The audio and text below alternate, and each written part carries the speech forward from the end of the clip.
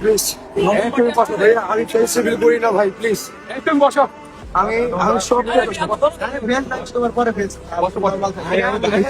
Rest করেন আগে ভাই, ফেসিবল করি না ভাই, করতাম না আমি ফেসিবল করি না। ভাইটা বারবার বলতেছে আমি ফেস রিভিল করি না, তারপরেও জনগণ ভিডিও করতেছে। আসলে এটা বাংলাদেশেই সম্ভব, মানে এটা যেইখান থেকে শুরু হয়েছে, যার কারণে শুরু হয়েছে তাকে একটু দেখে আস।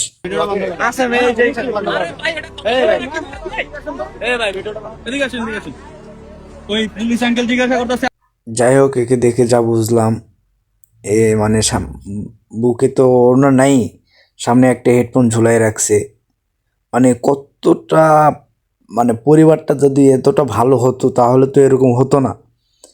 সামনে উপরে আর একটা ছবি মানে দেখা যায় যে মানে নোংরা সাইড, নোংরা টাইপের। মেয়েটা সম্ভবত অতটা ভালো পরিবারের না।